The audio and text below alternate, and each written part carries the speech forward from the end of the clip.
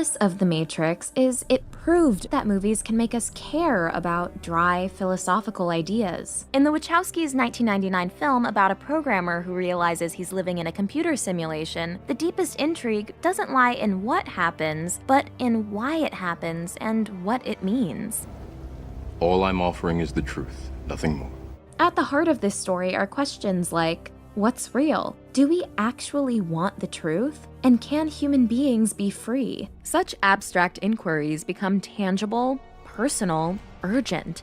As Neo progresses from nihilism to enlightenment and becomes the One, the only person with the potential to free human beings from their machine overlords. This tightly structured hero's journey is the philosopher's journey. There is no spoon.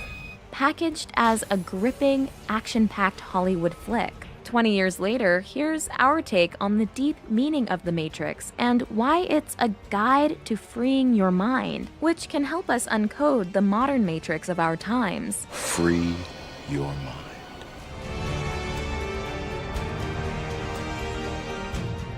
This video is brought to you by Mubi, a curated streaming service showing exceptional films from around the globe. It's like your own personal film festival streaming anytime, anywhere. Okie dokie.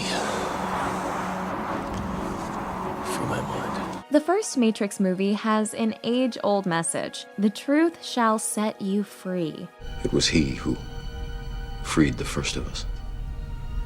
Taught us the truth. Let's take a look at Neo's steps on the road to freeing the mind. On closer inspection, we can identify 7 major phases: dreaming, destruction, reconstruction, self-knowledge, doubt, belief, and love. Step 1. Dreaming of the question. Have you ever had a dream, Neo, that you were so sure was real? What if you were unable to wake from that dream? Neo's quest for truth begins in his dreams. When we first meet him, he's asleep, while his computer runs a search for a mysterious figure named Morpheus, fittingly named after the Greek god of dreams. Someone in Neo's computer, who we later learn is Trinity, tells him to wake up. Neo's not quite ready to do this yet, and the 2 sequences following this lead back to him waking up in bed, unsure if he's just had some strange nightmare. Neo complains of an inability to tell waking life from dreaming. You ever have that feeling where you're not sure if you're awake or still dreaming? And when he finally meets the god of dreams himself, Morpheus speaks to Neo's feeling of surreality. You have the look of a man who accepts what he sees because he is expecting to wake up.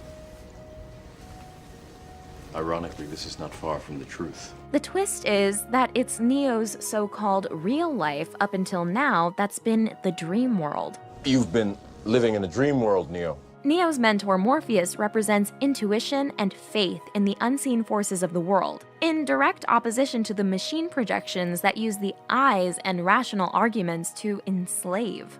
His ship is called The Nebuchadnezzar. a nod to an ancient Babylonian king who, in the biblical book Daniel, gave the wise men of his kingdom the impossible task of not just interpreting his dream, but also telling him what the dream was. So, The Matrix tells us that trusting our intuition and dreams is the beginning of the path toward truth and mind-freeing. You're here because you know something.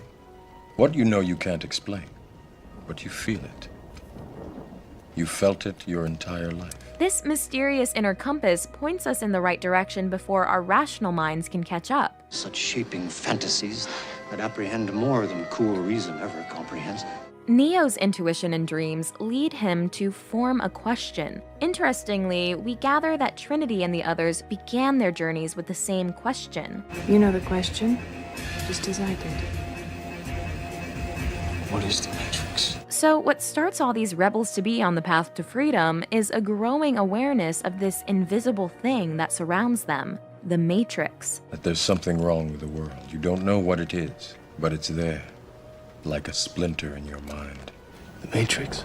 The ability to sense the Matrix, even though nothing about it can be perceived by the senses, A prison that you cannot smell or taste or touch.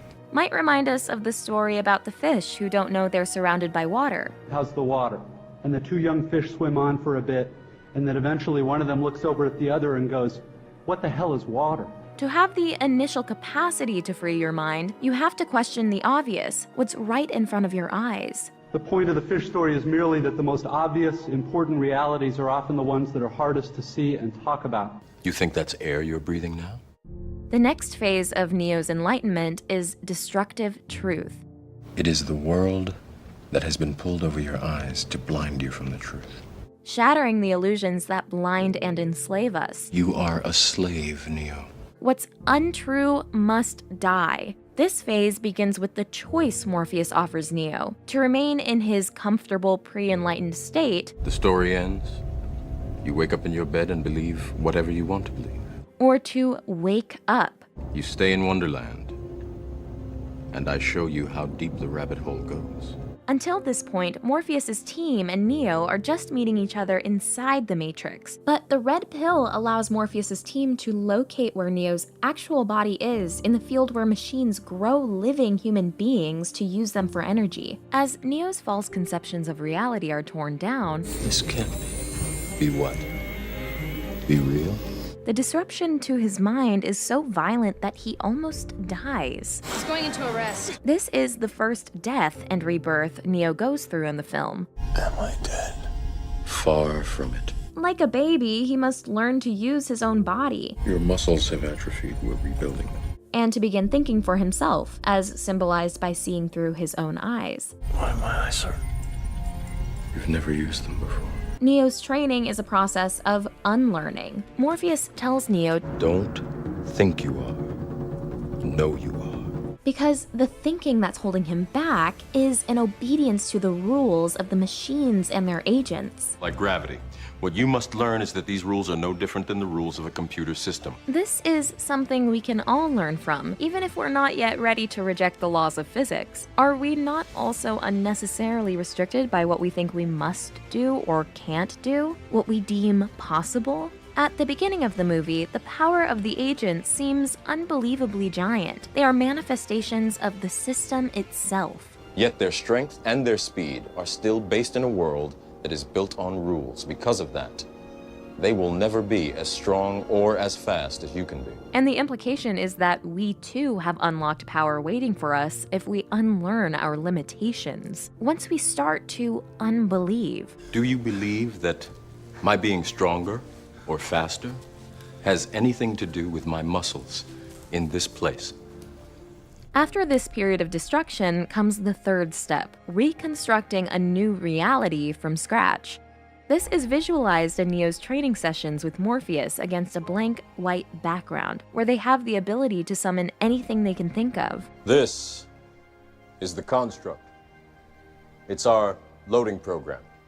We can load anything from clothing to equipment.